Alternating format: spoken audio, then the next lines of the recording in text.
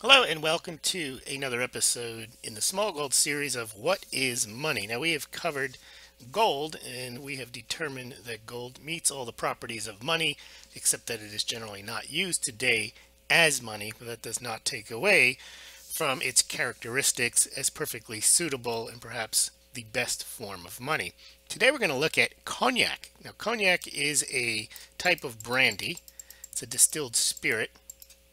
And we're going to see that cognac meets the test for money.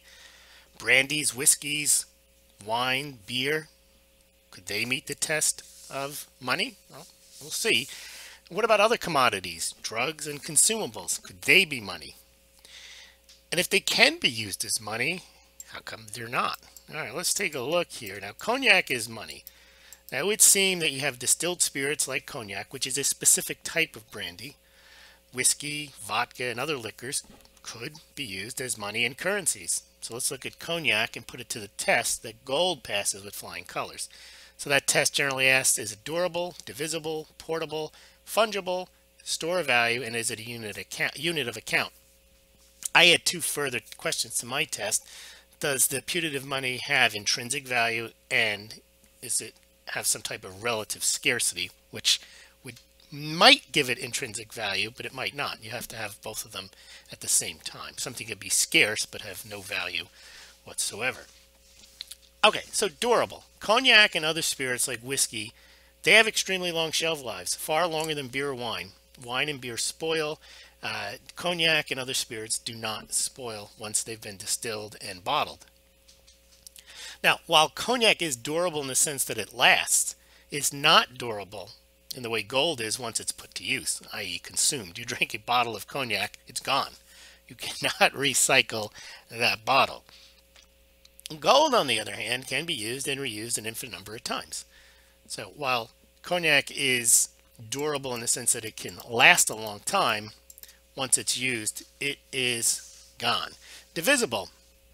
Cognac can be divided by the barrel, gallon, liter, or drop. In fact, it's easier to divide cognac probably than it is to divide up gold. There's no minting involved. There's no putting it into smaller pieces, chopping it up. Basically, you just pour it into whatever receptacle that you think is the right size, and you've divided your cognac very easily. Cognac, is it portable? It can be exchanged easily in small bottles, especially if they're plastic. Helps make them lighter.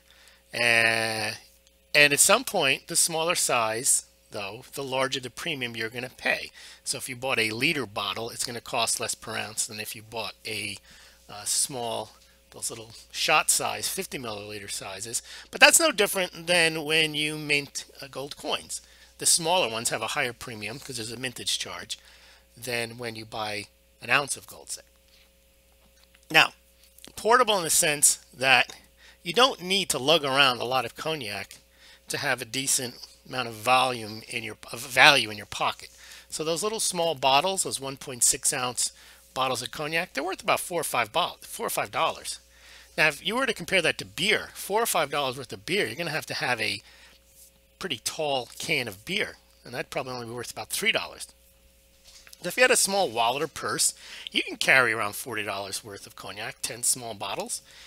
The same dollar amount of beer, however, would require you to lug around a case of beer to do your business. So that makes beer probably not the best thing because it's not very portable, and it's also not very durable. Beer is not going to last you 10, 15 years. Most beer is not going to, it's going to go bad after a while.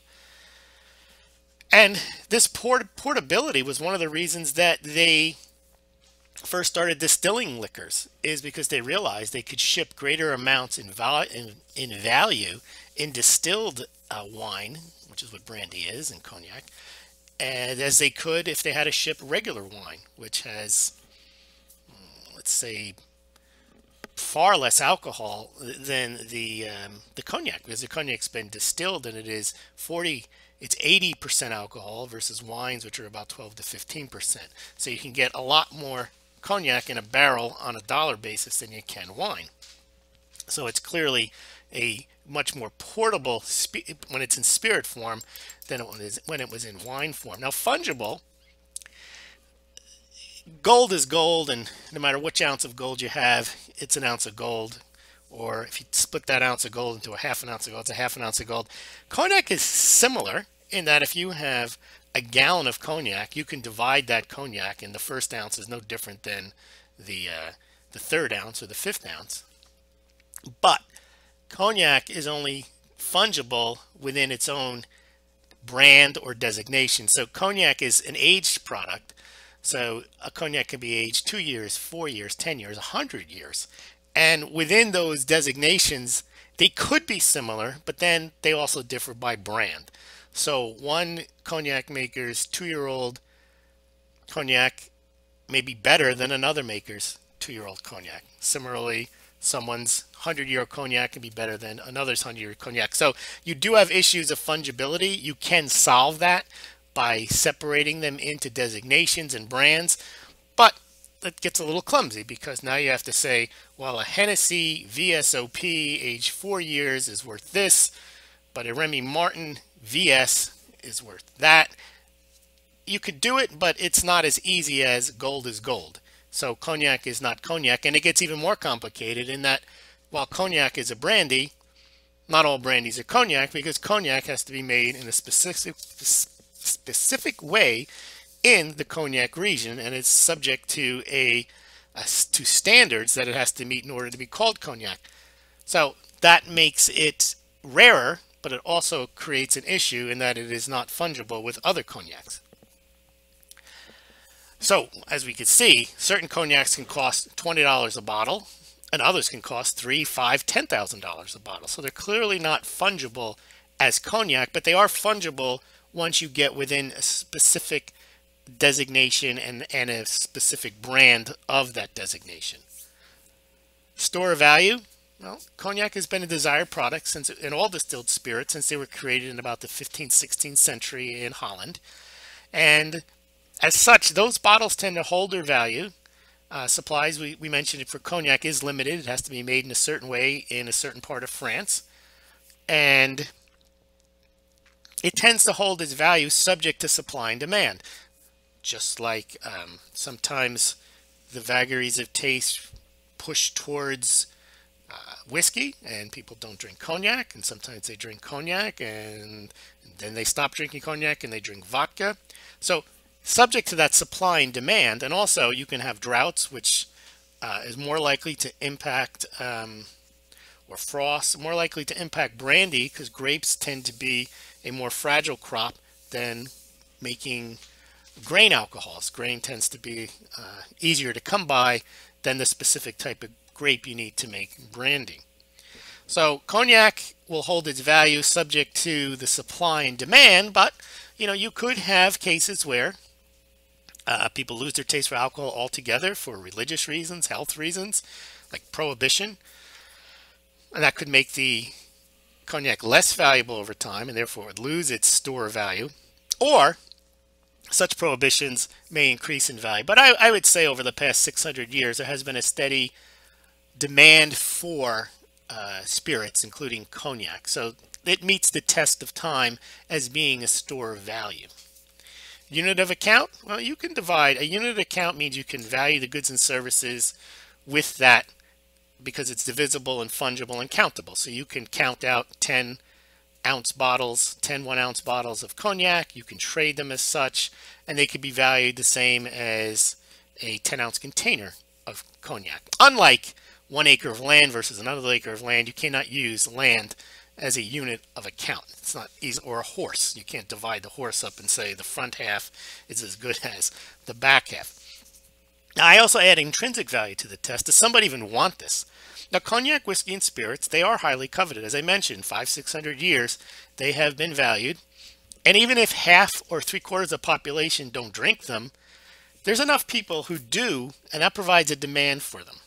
So just like everyone doesn't like gold, there's enough people who will take gold knowing that someone else wants it. Some people may prefer silver jewelry. They don't like gold jewelry. That doesn't mean they don't understand that other people want gold. It's the same with alcohol. You don't have to be a drinker to appreciate that whiskey sells for $20, $30 a bottle. Cognac could sell for $40, $50, $100, $200, $300 a bottle.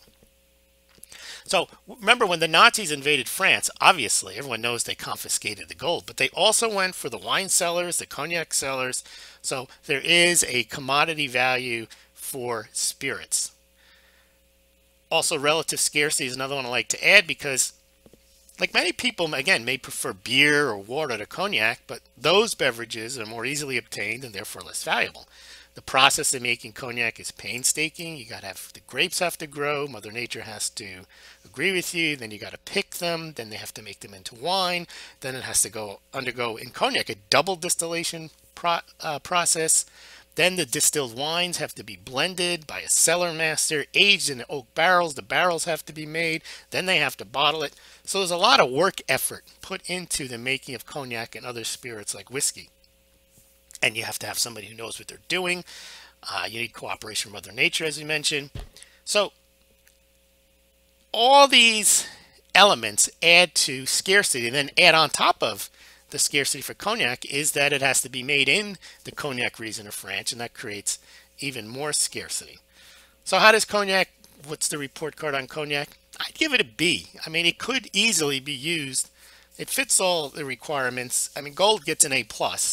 A beer would get a D. I mean, it's too clumsy to trade in beer, and it's not really very durable. Although for short-term transactions, I guess it's like the money market, you can easily trade beer for a couple of years. Beer's fine for a couple of years. You just could not hold it as a store of value over very long.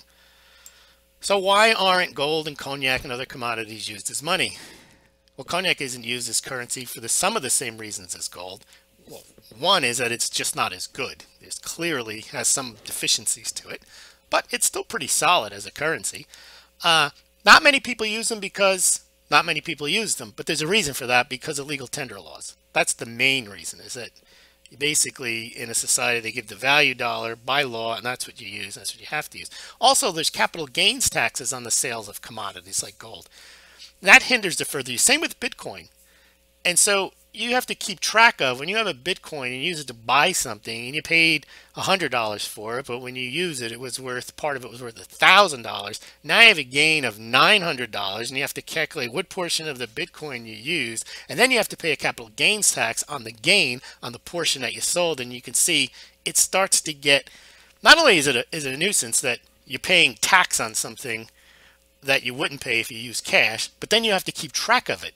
So maybe that's okay for one or two transactions, but for everyday use, that makes it very clunky, that you have to keep track of every time you use the commodity currency like gold or cognac or Bitcoin as a currency. It becomes a very huge disincentive, and then you have the legal tender laws.